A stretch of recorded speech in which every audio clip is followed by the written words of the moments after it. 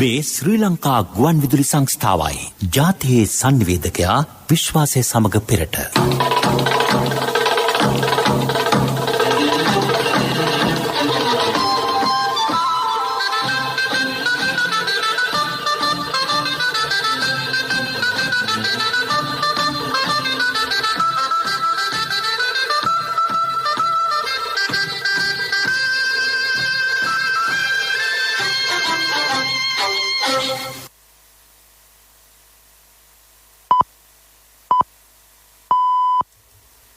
උදැසන 6යි. මේ ශ්‍රී ලංකා ගුවන් විදුලි සංස්ථාවයි. මෙන්න ප්‍රවෘත්ති. සංස්කරණය කුමාර ඇලපාත, ප්‍රකාශය ඥානින්ද පෙරේරා. ලොවපුරා හින්දු බැතිමත්හු අද මහා ශිවරාත්‍රී දිනය සමරති. පාස්කු ප්‍රහාරයට සම්බන්ධ 5 දෙනෙකු පිළිබඳ විමර්ශනයට නීතිපතිගෙන් පොලිස්පතිට උපදෙස්. සමෘද්ධිලාභී පවුල් ලක්ෂ 2ක් සවිබල ගැන්වීමට රුපියල් මිලියන 10,000ක්. මෙරට පාසල්වල පහසුකම් වැඩිදියුණු කිරීමට ෂේක් සයිඩ් පදනම ඉදිරිපත් වෙයි. 7,43,000කට කොවිඩ් මර්ධන එන්නත ලබා දී අවසන්. මෙරට කොවිඩ් ආසාදිත මරණ සංඛ්‍යාව 515ක් දක්වා ඉහළට. ඊයේ දිනේත් කොවිඩ් ආසාදිතයින් 300 දෙනෙක්. මියන්මාරයේ ආරක්ෂක අංශ සමග පැවති ගැටුම් හේතුවෙන් මරණයට පත් සංඛ්‍යාව 67ක් දක්වා ඉහළට. පළමු එක්දින ක්‍රිකට් තරගයේ ජය කොදෙව් කණ්ඩායමට. මේ ප්‍රවෘත්ති ප්‍රකාශය ශ්‍රී ලංකා ගුවන් විදුලි සංස්ථාවෙන්. ලොවපුරා හින්දු බැතිමත් වූ අද මහා ශිවරාත්‍රී දිනය සමරති. හින්දු ජන සමාජයේ පූජනීයම දිනයක් වන මේ දින ශ්‍රද්ධාව සහ භක්තිය පෙරටු කොටගෙන ශිව දිවයින උදෙසා රයිපුරා නිදිවර්ජිතව නිරාහාරව පුද පූජා පවත්වා එමගින් ලැබෙන ආශිර්වාදයෙන් ඔවුහු සිය ජීවිතය ආලෝකවත් කරගනිති. ලොව බලවත්ම දෙවිඳුන් ලෙස ඔවුන් පිළිගන්නා ශිව දෙවියන්ගේ ආශිර්වාදය සමාජ ආර්ථික සහ සෞඛ්‍ය අභිවෘද්ධියටත් ආධ්‍යාත්මික පෝෂණයටත් ප්‍රබල පිටිවහලක් බව හින්දුන්ගේ විශ්වාසයයි. අතීතයේ පටන් මෙරට හින්දු ලබ්ධිකින්ගේ මේ විචිත්‍රවත් සංස්කෘතික උළෙල අපේ ජන සමාජයට අමිල වටිනාකමක් එක්කල බවත් බහුවිධ සාහිත්‍ය කලාසේම නර්තනයන් බිහි කිරීමටද මෙම ආගමික චාරිත්‍රය හේතු වී ඇති බවත් පණිවිඩයක් නිකුත් කරමින් ජනාධිපති ගෝඨාභය රාජපක්ෂ මහතා පවසයි. අදවැනි උතුම් දිනක දෙවියන්ගේ ආධ්‍යාත්මික ශක්තිය තමන් කෙරෙහි ලැබෙනු ඇතැයි හින්දු විශ්වාසයක් පවතී. එකිනෙකා අතර අන්‍යෝන්‍ය අවබෝධය සහ ප්‍රතිසන්ධානය මගින් එක්සත්කම සඳහා මෙම විශිෂ්ට ප්‍රයත්නයට ශිව දෙවියන්ගේ ආශිර්වාදය නිතින්ම හිමිවනු ඇති බව තම විශ්වාසයයි අග්‍රාමාත්‍ය මහින්ද රාජපක්ෂ මහතාද සුභාශිංසන පණිවිඩයක් නිකුත් කරමින් කියා සිටී. ශ්‍රී ලංකා පාර්ලිමේන්තුවේ කතානායක මහින්ද යාපා අබේවර්ධන මහතාද සුභාශිංසන පණිවිඩයක් නිකුත් කර තිබේ. අප ශිෂ්ටාචාරයේ මුල් යුගවලදී පටන් සාමය හා සංගීතාව ප්‍රගුණ කළ අභිමානවත් දෙයක් ලෙස ප්‍රකට ආසියානු අප මේ උතුම් වූ ශිවරාත්‍රිය සමරන අවස්ථාවේදී අභ්‍යාස කළ යුතු හොඳම පාඩම ඉවසීම බව අබේවර්ධන මහතා තම පණිවිඩෙහි සඳහන් කරයි. මිනිස් වර්ගය අතර සංහිඳියාව සහ සහජීවනය ඇතිවීමටද මං පාදන පුණ්‍යමන්ත දිනයක් ලෙස හැඳින්විය හැකි ශිවරාත්‍රී දිනය අරුත් ගන්වන්නේ මානව සංගතියේ ශාන්තිය බව විපක්ෂ නායක සජිත් ප්‍රේමදාස මහතා පණිවිඩයක් නිකුත් කරමින් කියා සිටී. පාස්කු ඉරුදින ප්‍රහාරය පිළිබඳ ජනාධිපති කොමිෂන් සභා වාර්තාවේ 17 වන පරිච්ඡේදය යටතේ නම් කර ඇති පුද්ගලයන් සම්බන්ධයෙන් විමර්ශනයක් සිදු කළ යුතු බවට නීතිපති දප්පුලද ලිවේරා මහතා පොලිස්පතිට ලිඛිතව දැනුම් දෙයි. අබු හින්ද් ලුක්මාන් තාලිබ් අහමඩ් හෙවත් අබු අබ්දුල්ලා රිම්සාන් හා මහින්ද්‍රන් පුලස්තිනී හෙවත් සාරා ජස්මින් යන අය මෙලෙස විමර්ශනය කළ යුතු අය වෙති. මෙවන විටත් පාස්කු කොමිෂන් සභාවේ ඇති සාක්ෂි අධ්‍යයනය කිරීම සඳහා නීති නිලධාරීන් 12 දෙනෙකුන් යුතු විශේෂ කණ්ඩායමක් පත් කර ඇති බව නීතිපතිවරයාගේ සම්බන්ධීකරණ නිලධාරිණී නීතිඥ නිශාරා ජයරත්න මෙන්විය පවසයි.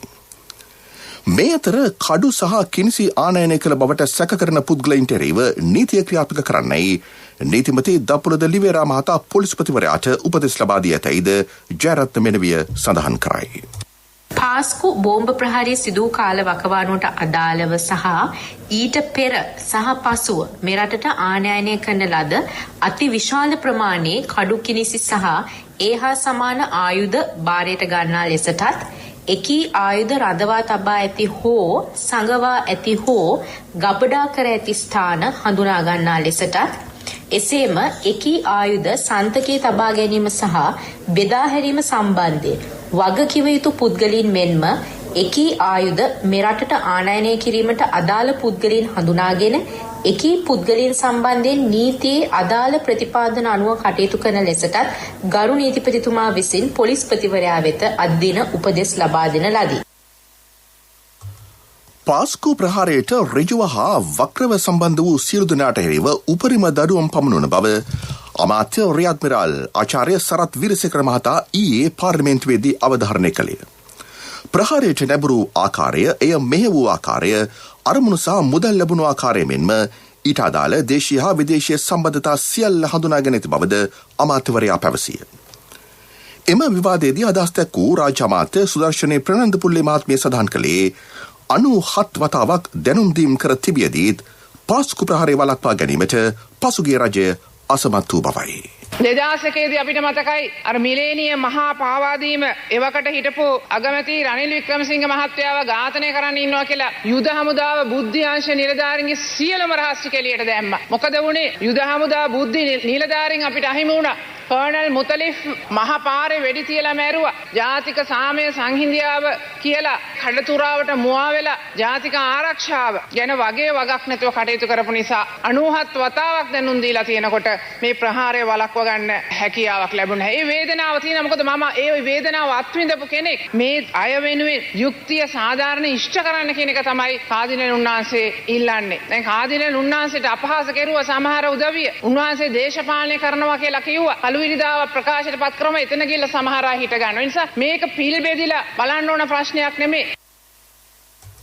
සමෘද්ධිලාභීන් ආදායම්ලාභීන් බවට පත් කිරීම සඳහා වන වැඩපිළිවෙල යටතේ සමෘද්ධිලාභී පවුල් ලක්ෂ 2ක් සවිබල ගැනීම සඳහා රුපියල් බිලියන දසදහසක මුදලක් වෙන් කර ඇති බව රාජ්‍ය අමාත්‍ය ශ්‍රේහාන් සේමසිංහ මහතා පවසයි. එමෙන්ම සෞභාග්‍යයේ දැක්ම ප්‍රතිපත්ති ප්‍රකාශයට අනුව සමෘද්ධි නිලධාරීන්ගේ විශ්‍රාම වැටුපැතුරු රාජ්‍ය සේවයේ අයිතිවාසිකම් ඔවුන්ට ලබා දීමටද කටයුතු කරයි. අග්‍රාමාත්‍ය මහින්ද රාජපක්ෂ මහතාගේ ප්‍රධානත්වයෙන් පාර්ලිමේන්තුවේ පැවති මුදල් අමාත්‍යාංශයේ උපදේශක කාරක සභා රැස්වීමේදී රාජ්‍ය අමාත්‍යවරයා මේ බව සඳහන් කළේය. දෙපාර්තමේන්තුවක් බවට පත්වීමේදී සේවකින්ගේ උසස් වීම්වල ඇති වූ ගැටලු විසඳීමේ අවශ්‍යතාවද මෙහිදී සාකච්ඡා විය. දැනට සිටින සමෘද්ධිලාභීන් සංඛ්‍යාව වැඩි නොකරන බවත් කිසිදු දේශපාලන මැදිහත්වීමකින් තොරව විනිවිද භාවයකින් යුතුව සමෘද්ධි සානාධාර ලබා දීමට කටයුතු කරන බවත් සේමසිංහ මහතා සඳහන් කළේය. මේ ප්‍රවෘත්ති ප්‍රකාශය ශ්‍රී ලංකා ගුවන්විදුලි සංස්ථාවෙන්. People's Bank Digital Banking නියම නිදහසකට.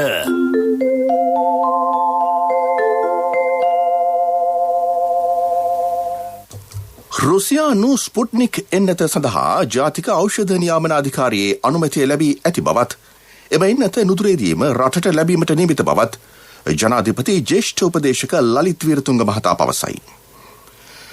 ජනාධිපතිතුමා රුසියානු ජනාධිපති ව්ලාඩිමිර් පුටින්ගෙන් ස්පුට්නික් එන්නත ලිපි මගින් ඉල්ලීම් කර තිබේ. ඒ අනුව ඉදිරියේදී රුසියාවෙන් මෙම එන්නත පළමුවෙන් ප්‍රධානයක් වශයෙන් ලැබෙනු ඇත. ඇස්ට්‍රාසෙනෙකා එන්නතේ මාත්‍රා මිලියන 1.5ක් සිරම් ආයතනයෙන් ඇනුම් කර තිබේ. ඉදිරි සති 2 ඇතුළත ඇස්ට්‍රාසෙනෙකා දෙවරෙන්නත් ඔගිය දිවෙන්ට ලැබෙනු ඇතැයි විරතුංග මහතා විශ්වාසය පළ කරයි. රජයේ ප්‍රවෘත්ති දෙපාර්තමේන්තුවේ ඊයේ පැවති කොවිඩ් එන්නත සම්බන්ධයෙන් පැවති සජීවී සංවාදයකට එක්වමින් විරතුංග මහතා මේ බව කියා සිටියේය.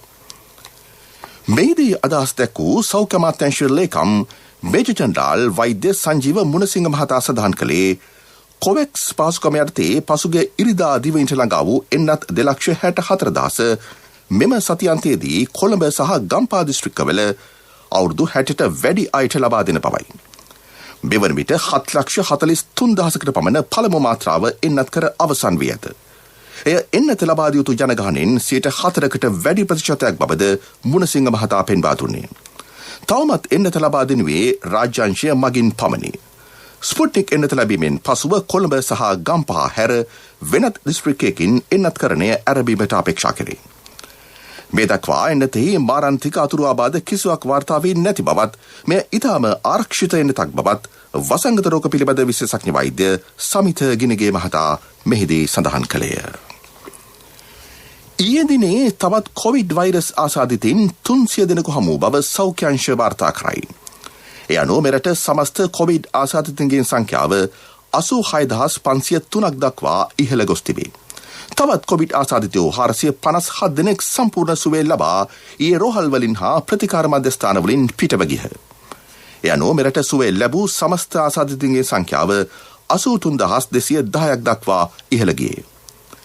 මේ අතර තවත් කොවිඩ්-19 මරණ 4ක් සෞඛ්‍ය සේවා අධ්‍යක්ෂණාධිපතිවරයා විසින් ඊයේ තහවුරු කරන බව රජයේ ප්‍රවෘත්ති දෙපාර්තමේන්තුව නිවේදනය කරයි. මරණයට පත්ව ඇත්තේ කොළඹ 14, කොළඹ 9, අලවතුගොඩ යන ප්‍රදේශවල පිරිමි පුද්ගලයන් 30 දෙනෙකු සහ නුගේගොඩ ප්‍රදේශයේ කාන්තාවකි.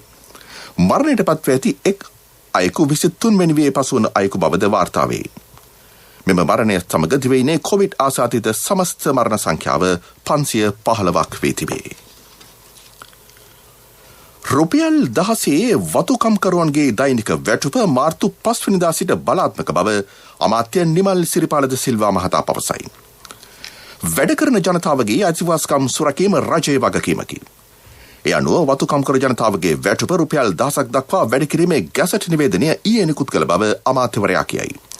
මාර්තු 5 වෙනිදා සිට වතුකම්කරුවන්ට සහ එම ක්ෂේත්‍රයට අදාළ සිසුකම්කරුවන්ට හාම්පුතුන් විසින් රුපියල් 10ක දෛනික වැටුප ගෙවිය යුතු වේ. ඒ සම්බන්ධයෙන් වැඩිදුරටත් අදහස් දක්වන අමාත්‍ය නිමල් සිරිපාලද සිල්වා මහතා. කැසට් පත්‍රය ඇතුළත් කරලා මේක නියෝගයක් බවට පත් කරලා තියෙනවා. වහාම ක්‍රියාත්මක වන පරිදි මේ වැටුප තේස හා රබර් කර්මාන්තයන් යෙදෙන කම්කරුවන් වෙනුවෙන් ලබා දිය යුතු කියලා. ඒ නිසා එය ලබා දීම හාම්පුතුන්ගේ වගකීමක්. ඒක ලබා දුන්නේ නැත්නම් කම්කරු නීති හා අනපනත් අනුව ඔවුන්ට විරුද්ධව නඩු පවරලා හරි අපිට මේ මුදල ලබා දී ප්‍රතිදිනවා.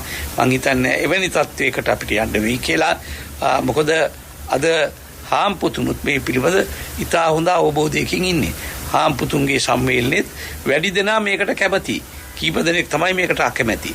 ඉතින් ඒ නිසා ඔවුන්ගේ ව්‍යාපාර ප්‍රතිව්‍යුහගත කරගනිමින් නිෂ්පාදන ධාරිතාව වැඩි කරගනිමින් අලුත් ක්‍රමෝපායන්ට අනුගත වෙමින් නිෂ්පාදනය වැඩි කරගත්තොත් එයාටත් මේක අපහසුයක් නැතුව මේ ජනතාවට ගෙවන්න පුළුවන් වෙයි. පොල්ගොල්ල ජලාශයේ වාර්ෂික පරීක්ෂණ කටයුතු සහ ඉදිරි මෝසම් වැසිවලට පෙර කළ යුතු අත්‍යවශ්‍ය නඩත්තු කටයුතු සඳහා සියලු වාන්දුරට විවෘත කර ජලාශය හිස් කිරීම අද රාත්‍රී 10 සිට සඳුදා උදෑසන 6 දක්වා සිදු කරයි. එම කාලය තුළ පොල්ගොල්ල වේලේ සිට පහළ ප්‍රදේශය ඉතා අවදානම් බැවින් එම ප්‍රදේශයේ මහවිලගගේ රැඳී සිටීමෙන් වළකින ලෙස පොල්ගොල්ල වේල කාර්යභාර ඉංජිනේරු දන්වා සිටී. පුත්තලම් දුරිය මාර්ගයේ කුරණ මේගමුව දුම්රිය ස්ථාන අතර පිහිටි නිල්ලන්දුව දුම්රිය හරස් මාර්ගය හරහා ද්විත්ව දුම්රිය මාර්ග දිකිරීම හේතුවෙන් ශාන්ත ජෝසප් මාවත ඔස්සේ මේගමුව නගරය දක්වාත් මේගමුව නගරයේ සිට තෙල්වත්ත හන්දිය හා ප්‍රධාන මාර්ගය දක්වාත් අද පෙරවරු 8 සිට සෙනසුරාදා පෙරවරු 8 දක්වා ගමනාගමනය සීමා කරන බව පොලිසිය පවසයි. එම කාල සීමාව තුළදී විකල්ප මාර්ග භාවිත කරන ලෙස පොලිසිය රේදුරන්ගෙන් හා ජනතාවගෙන් ඉල්ලීමක් කරයි. ශේක්ස්පියර් කේන්ද්‍රය ශ්‍රී ලංකා ඉදිරිපත් කරන නාට්‍ය හා රංග කලා ශාස්ත්‍ර සමග ශේක්ස්පියර් අධ්‍යයනය අධ්‍යාපනික නාට්‍යකරණය පිළිබඳ උසස් අධ්‍යාපන පාඨමාලාව සඳහා දැන් අයදුම්පත් කැඳවේ. මෙම පාඨමාලාව නොමිලේ පවත්වන බව කේන්ද්‍ර ලේකම් නදිෂානි විමලරත්න මහත්මිය පවසයි. අයදුම්පත් ශේක්ස්පියර් කේන්ද්‍රය සභාපති ඔබිනාමුනි ගාමිනිද සිල්වා සුදර්ශී භාරයේ අංක 375 බෞද්ධ ලොකුමාවත කොළඹ 7 ලිපිනයට සාමාන්‍ය තැපැලෙන් හෝ shakespearecenter.sl@gmail.com යන විද්‍යුත් ලිපිනය වෙත යොමු කළ හැකිය. ශ්‍රී ලංකා ගුවන්විදුලි සංස්ථාව දිවයින පුරා වෙහෙර විහාරස්ථානවල සංවිධානය කරන රතන සූත්‍රය සජ්ජායනා කිරීමේ වැඩසටහනේ 131 වැන්න කෑගල්ල බටුවත්ත වැකන්ද පුරාණ විහාරස්ථානයේදී අද පැවැත්වෙයි. ඒ පිළිබඳව අදහස් දක්වන විහාරාධිපති පූජ්‍ය සියඹලාවැව විමලරත්න නායක ස්වාමීන් වහන්සේ.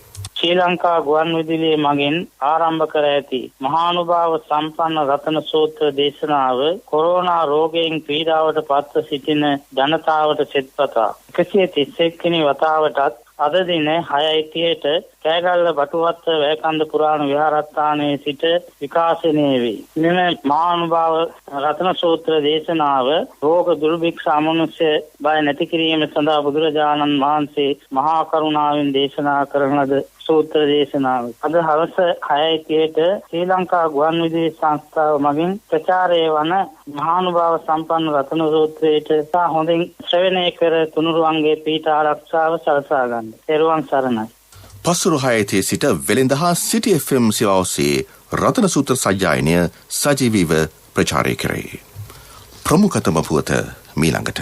ඩෙබිට් කාඩ්, මොබයිල් සහ ඉන්ටර්නෙට් බැංකිංగ్, කාඩ්ලස් කෑෂ් සමග දැන් විනාඩි 10කින් account එකක් ඕපන් කරන්න. People's Bank Digital Banking සමග එක්වන්න. People's Bank Digital Banking නියම නිදහසකට.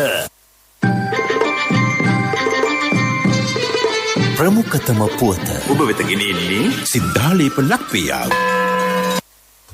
මෙරට පාසල්වල පිරිසිදු පානීය ජල අවශ්‍යතා හා සනීපාරක්ෂක පහසුකම් වැඩිදියුණු කිරීමට එක්සත් අරාබි එමිරාජ්‍යයේ ෂේක් සයිඩ් පදනම ඉදිරිපත් වෙයි. ඩුබායිහි සංචාරක නිරත අමාත්‍ය නාමල් රාජපක්ෂ මහතා සහ ෂේක් සයිඩ් පදනමේ සභාපති සහ අධ්‍යක්ෂ ජනරාල් හමාඩ් සලීබ් බින් කාඩ්රස් අල් අම්රි මහතා සමග පැවති සාකච්ඡාවකදී මෙම එකඟතාව පළ වී තිබේ. ෂේක් සයිඩ් පදනම ලොව රටවල් රැසක නියෝජිත ආයතන පිහිටුවා ගනිමින් සෞඛ්‍ය සේවා ඇතුළු සමාජ සේවාවන්හි නිරතව සිටී. අමාත්‍යවරයාගේ සංචාරයේ ප්‍රතිඵලයක් වශයෙන් ඩුබායි ෂේක් පවුල මෙරට නව සංවර්ධන ව්‍යාපෘති සඳහා ආයෝජනය කිරීමටද එකඟත්වය පළ කර තිබේ. හමාඩ් සලීබ් බින් කාඩ්රස් මහතා ඇතුළු පවුලේ සැමට මෙරට සංචාරයක් සඳහා පැමිණෙන ලෙසටද අමාත්‍යවරයා ආරාධනා කළේය. ප්‍රමුඛතම පුවත ඔබ වෙත ගෙන ආවේ සිද්ධාලේප ලක්පියා. ශක්ති හඬ අවධානය පිණිසයි. ජාත්‍යන්තර මුහුදු සීමා උල්ලංඝනය කිරීම හේතුවෙන් විදේශීය ආරක්ෂක අංශ භාරයට පත්ව ඇති ධීවර කාර්මිකයින් සහ යාත්‍රා කඩිනමින් නිදහස් කර ගැනීමට අවශ්‍ය පියවර ගන්නා බව අමාත්‍ය ඩග්ලස් දේවානන්ද මහතා පවසයි. හානියට පත් ධීවර යාත්‍රා හිමියන් පිරිසක් සිය අමාත්‍යාංශයේදී හමු අවස්ථාවේදී අමාත්‍යවරයා මේ බව සඳහන් කළේය. මෙම යාත්‍රා හිමිකරුවන්ගේ ඉල්ලීම වූයේද විදෙස් අත්අඩංගුව ඇති තම යාත්‍රා නිදහස් කර දෙන ලෙසයි. ලෝක ප්‍රවෘත්ති අනුග්‍රහය People's Leasing ලීසින් විප්ලවයට ඔබත් එක්වන්න. කිසිදින නොලැබෙන අසම සම ලීසින් වාරික සමගින් අවම පොලියකට විස්තර දැනගන්න ළඟම People's Leasing ශාඛාවකට පිවිසෙන්න. නැත්නම් කතා කරන්න 0112 206 300. People's Leasing විශ්වාසයේ ප්‍රමුඛයා. නව කොරෝනා වෛරසයට එරෙහි එන්නත නිකුත් කිරීමේලා ඉන්දියාවේ නිෂ්පාදන හැකියාව වර්ධනය කරනු සඳහා මූල්‍ය පහසුකම් සැපීමට ආරක්ෂා පිළිබඳ සිව් පාර්ශ්වීය සංවාදයේ රටවල නායකයෝ එකඟ වෙති. ඔස්ට්‍රේලියාව, ඉන්දියාව, ඇමරිකා එක්සත් ජනපදය හා ජපානය මෙම සිව් පාර්ශ්වීය සංවාදයට ඇතුළත් වෙයි. ඇමරිකානු සමාගම් සඳහා ඖෂධ නිපදවන ඉන්දිය සමාගම්වලට මෙම මූල්‍ය පහසුකම් සැලසෙන බව විදෙස් මාධ්‍ය වාර්තා කරයි. එන්නත් කරණයේදී ඇතිවිය හැකි එන්නත් හිඟය මගහරවා ගැනීම මෙහි අරමුණයි. ඉන්දියාවේ නිපදවෙන මෙම එන්නත් දකුණු ආසියානු රටවල එන්නත් කරන වැඩසටහන්වලදී භාවිත කරේ. මියන්මාරයේ හමුදා පාලනයට එරෙහිව උද්ඝෝෂණ හේතුවෙන් ජීවිතක්ෂයට පත් සංඛ්‍යාව 67ක් දක්වා ඉහළයයි. ජගත් මහලේකම්වරයාගේ ලේකම් ස්ටෙෆාන් ඩියුෂාරික් ඊයේ පැවති මාධ්‍ය හමුවකදී මේ බව සඳහන් කළේ. එක්සත් ජාතීන්ගේ මානව හිමිකම් කොමිසමේ වාර්තා අනුව පසුගිය 8 වෙනිදා අවම වශයෙන් 67 දෙනෙකුගේ මරණ පිළිබඳව වාර්තා වී තිබේ. ඒ අතර කාන්තාවෝ සහ ළමයින්ද වෙතේ. People's Leasing ලීසින් විප්ලවයට ඔබත් එක්වන්න. කිසිදින නොලැබෙන අසම සම ලීසින් වාරික සමගින් අවම පොලියකට විස්තර දැනගන්න ළඟම People's Leasing ශාඛාවකට පිවිසෙන්න. නැත්නම් කතා කරන්න 0112 206 300. People's Leasing විශ්වාසයේ ප්‍රමුඛයා. පෙරසර සංවර්ධනයක පුවත් සම්පින්ඩනය සංවර්ධන පුවත් ඔබ වෙත ගෙනෙන්නේ CIB අවුරුදු සමගින් මාර්තු 1 වෙනිදා සිට මාර්තු 15 දක්වා සෑම බිල් පතකටම වටිනා තෑගි. අපේම තැනකින් අපේම දෙයක්. CIB. ගම සමග පිළිසඳරක් තුළින් වැඩ සමග යළිගමට 2021 අයවැය යෝජනා ක්‍රියාත්මක කිරීම සඳහා ජාතික සම්බන්ධීකරණ අනුකමිටු 5ක් පිහිටුවා තිබෙන බව ඔබ හොඳින් දන්නවා. මේ අනුකමිටුවල කාර්යභාරය හා සංයුතිය අප පසුගිය දිනවල ඉදිරිපත් කළා. ඒ අනුකමිටුවක් වන කෘෂිකාර්මික අනුකමිටුව හා සම්බන්ධ ආයතන රාශියක් තිබෙනවා. මෙම අනුකමිටුව හා සම්බන්ධ ප්‍රධාන අමාත්‍යාංශයක් තමයි වනජීවී හා වන සංරක්ෂණ අමාත්‍යාංශය. සෞභාග්‍යයේ දැක්ම ප්‍රතිපත්ති ප්‍රකාශයට අනුව රජය මගින් ක්‍රියාත්මක කිරීමට අපේක්ෂිත ප්‍රතිපත්ති තුළ ප්‍රමුඛතා හඳුනාගෙන තිබෙනවා. වනජීවීන්ගේ ආරක්ෂාව හා පැවැත්ම උදෙසා අවශ්‍ය වන උද්‍යාන, ජලාශ, වන සතුන්ගේ ආහාර භෝග වගාවන් පුළුල් කර සංවර්ධනය කිරීම මේ ප්‍රමුඛතාගත කරන ලැයිස්තු වලට ඇතුළත් වෙනවා. වන සතුන්ගෙන් ග්‍රාමීය පළාත්වල නිවාස, දේපල හා වනජීවීන් රැක ගැනීමත් සිදු විය හැකි හානි අවම කර ගැනීම සඳහාත් ඉඩකඩ ලබා දී තිබෙනවා. අලිමිනිස් ගැටුම වැළකෙන පරිදි එම අවදානම සහිත ප්‍රදේශවල අලිවැට, අලි අගල් ඇතුළු ආරක්ෂිත ක්‍රමෝපායන් ක්‍රියාත්මක කිරීමට සැලසුම් කර තිබෙනවා. වනවගා පුළුල් කිරීම තුළ වනගහනයේ ඉහළ නංවා ගැනීම අපේක්ෂාවෙන් පාසල්, රෝහල්, කාර්යාල, වැඩපළවල් හා මාර්ග ආශ්‍රිතව වනවගාව හඳුන්වා දීමට මේ වැඩපිළිවෙලේදී බලාපොරොත්තු වෙනවා. වැඩ සමග යලි ගමට කියන්නේ දැවැන්ත සංවර්ධන වැඩසටහනක්. ග්‍රාමීය මට්ටමේ ව්‍යාපෘතිවලට ප්‍රමුඛතාව ලබා දීමේදී හරිත ආවරණය පුළුල් කළ හැකි වැඩසටහන් තෝරා ගන්න අතර වගුරු බිම් හා කඩුලාන පද්ධතිය සංරක්ෂණය කිරීම එම ව්‍යාපෘතිය තුළින්ම සිදු කරනු ලබනවා. ඔබ ඔබේ ගමේ යම් ව්‍යාපෘතියක් තෝරා ගන්නා විට මේ පිළිබඳව වැඩි අවධානයක් යොමු කිරීම ඉතා වැදගත්. වැඩ සමග යලි ගමට වැඩපිළිවෙල ක්‍රියාත්මක වන්නේ සතුටින් ජීවත් වන පුරවැසියෙක් නිර්මාණය කරමින් තම අවශ්‍යතා වගේම පරිසර අවශ්‍යතා සලකා බලා පරිසරය සංරක්ෂණය කරන අතර වනජීවීන් සංරක්ෂණය කිරීම මෙහි ඇතුළත් වෙනවා. එබැවින් වැඩ සමග යලි ගමට හුදු ලඝුකොට සැලකිය හැකි සංවර්ධන ක්‍රමවේදයක් නොව සමස්ත පද්ධතියම සමතුලිත වන පරිදි කෙරෙන විශාල සංවර්ධන කාර්යභාරයක්. මේ සඳහා සක්‍රිය වන හැමදෙනාම අනාගතයේ අපේ දරුවන්ගේ හෙට දවස ශක්තිමත් කරන මිනිසුන් පිරිසක් බව අපි සිහිපත් කරමු. අපි වැඩ කරමු. වෙනස්ව සිටීමට බිය නොවෙමු.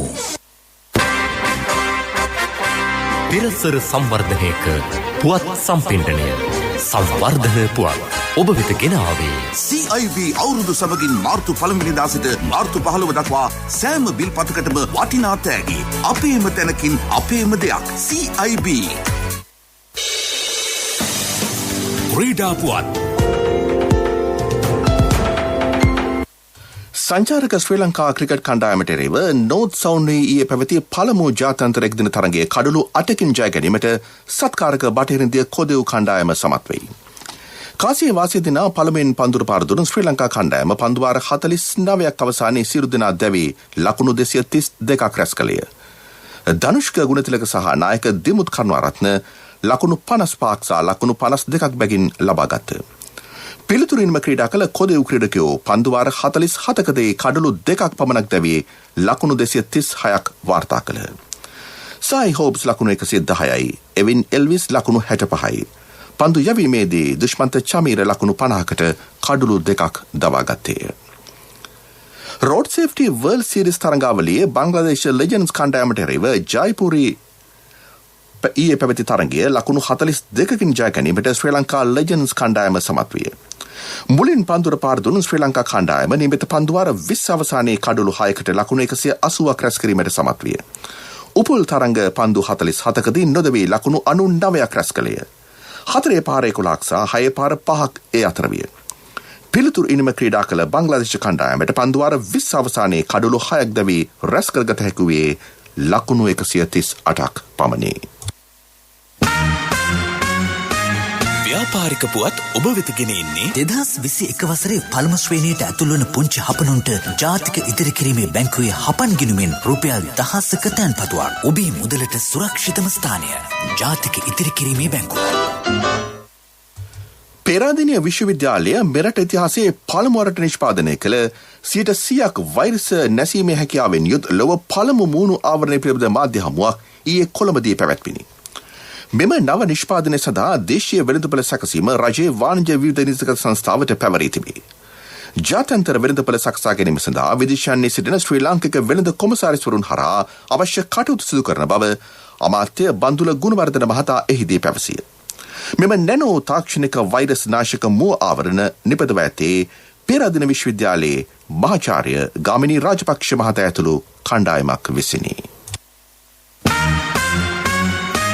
ව්‍යාපාරික පුවත් ඔබ වෙත ගෙනාවේ 2021 වසරේ පළමු ශ්‍රේණියට ඇතුළු වන පුංචි හපනුන්ට ජාතික ඉදිරි කිරීමේ බැංකුවේ හපන් ගිණුමෙන් රුපියල් 1000ක තැන්පතුවක්.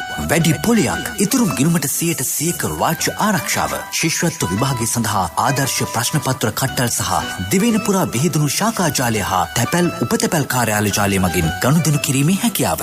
ඔබත් අදම ඔබේ සිඟිත්තාගේ අනාගතය වෙනුවෙන් හපන් ගිණුමක් කරවන්න. කොන්දේසි අදාළ වේ. ඔබේ මුදලට සුරක්ෂිතම ස්ථානය ජාතික ඉදිරි කිරීමේ බැංකුව. ආර්ථික පුවත් ආවරණය යුතුයකම් වගකීම් එක්ක සල්ලි ඉතුරු කරන්න ලේසි නෑ. ඔබේ ස්ථාවර තැන්පතට ආකර්ෂණීය පොලියක් හා ආරක්ෂාවක් දෙන්න අපි පොරොන්දු වෙන්නේ ඒකයි. LOLC Finance ස්ථාවර තැන්පතු ඉතිරිය උතුරන්න. 2001 දෙසැම්බර් 13 වෙනි දින නීතිගත කරන ලද LOLC Finance PLC ICRA Lanka limited වෙතින් SLA ස්ථාවර ශ්‍රේණිය ලබා ඇත. 2011 අංක 42 දරන මුදල් ව්‍යාපාර පනත යටතේ ශ්‍රී ලංකා මහා බැංකුවේ මුදල් මණ්ඩලය වෙතින් බලපත්‍රලාභී මුදල් සමාගමකි. ශක්තිමත් ජාත්‍යන්තර ජාලයක් බිහිකිරීම මගින් බතික් අත්‍යන්තර දෙපිළ සහ දේශීය ඇඟලුම් ආදී දේශීය නිෂ්පාදන රෙජිම ප්‍රවර්ධනය කිරීම සඳහා නව සමාගමක් පිහිටුවීමට අමාත්‍ය මණ්ඩල අනුමැතිය හිමි වෙයි. මෙය බිහිවන්නේ ලංකා සලුසැල සමාගමේ පූර්ණ අනුබද්ධිත ආයතනයක් වශයෙනි. විදේශීය ප්‍රදර්ශන ශාලා ඔස්සේ දේශීය නිෂ්පාදන ප්‍රවර්ධනය කිරීමට සහ එම රටවල තෝරාගත් නියෝජිතයින් හරහා ශක්තිමත් ජාත්‍යන්තර ජාලයක් ගොඩනැගීමට ප්‍රමුඛ ආයතනික අවශ්‍යතාව හඳුනාගෙන ඇත. මෙරට බති කර්මාන්තයට අවශ්‍ය සායම් ආනයනය සලුසල හරහා නැවත ආරම්භ කිරීම සම්බන්ධයෙන්ද අමාත්‍ය මණ්ඩලයේ අවධානය යොමුව තිබේ. මෙතන වැඩ කිරිගහට එන්න වගේලු. ඇත්තද මල්ලි? නැතුව ළමයිට උගන්වන්න, ගෙවල් හදන්න, ඉඩම් ගන්න. බිස්නස් කරන අයමත් ගොඩක් ඉනවලුනේ. ඔව්. අනිකන හැම කෙනාම දියුණු වෙනවනේ. අක්කලට නිසා කියන්නේ ත්‍රීවිල් එලෝපු මට වෑන් එකට පාර පෙන්නුවෙත් මෙතන ඉන්නේ. මේ තියෙන්නේ තැන. ඔබේ ඕනම අවශ්‍යතාවයකට සුදුසු මූල්‍ය විසඳුම් දෙන එන අය දියුණු වෙන. දියුණු වෙන අය එන LOLC සමූහය. එන්න දියුණු වෙන්න.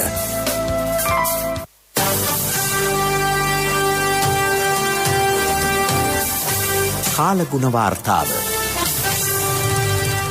නැගෙනහිර සහ ඌව පළාත්වලත් මාතලේ නුවරඑළිය පොළොන්නරුව සහ හම්බන්තොට දිස්ත්‍රික්කවලත් තනින් තැන වැසි ඇතිවන බව කාලගුණ විද්‍යා දෙපාර්තමේන්තුව නිවේදනය කරයි. සබරගමුව බස්නාහිර සහ වයඹ පළාත්වලත් ගාල්ල සහ මාතර දිස්ත්‍රික්කවලත් පස්වරු එකෙන් පමණ පසු තනින් තැන වැසි හෝ ගෙගුරුම් සහිත වැසි ඇතිවෙයි. ඇතැම් ස්ථානවලට මිලිමීටර් 75ක පමණ තරමක තද වැසිද ඇතිවේකි බව දෙපාර්තමේන්තුව සඳහන් කරයි. උදෑසන ප්‍රධාන ප්‍රවෘත්ති ප්‍රකාශයේ සිරස්තල දැන්වෙන්න යළිත්.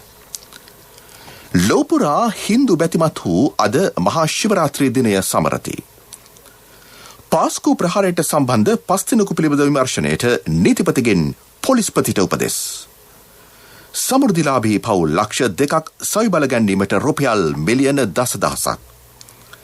මෙරට පාසල්වල පහසුකම් වැඩිදුණු කිරීමට ෂේක් සයිඩ් පදනම ඉදිරිපත් වෙයි. 7,43,000කට කොවිඩ් මර්ධන එන්නත ලබාදී අවසන්.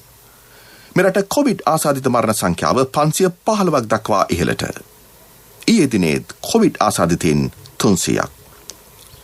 මියන්මාරයේ ආරක්ෂක අංශ සමග පැවති ගැටුම් හේතුවෙන් මරණයට පත් සංඛ්‍යාව 67ක් දක්වා ඉහළට.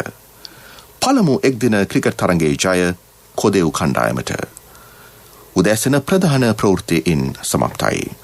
අපගේ මෙම ප්‍රවෘත්ති ප්‍රකාශයට www.slbcnews.lk වෙබ් අඩවිය ඔස්සේද ඔබට සවන් දිය හැකි. අපගේ මීළඟ ප්‍රධාන ප්‍රවෘත්ති ප්‍රකාශය දහවල් 12:45ට.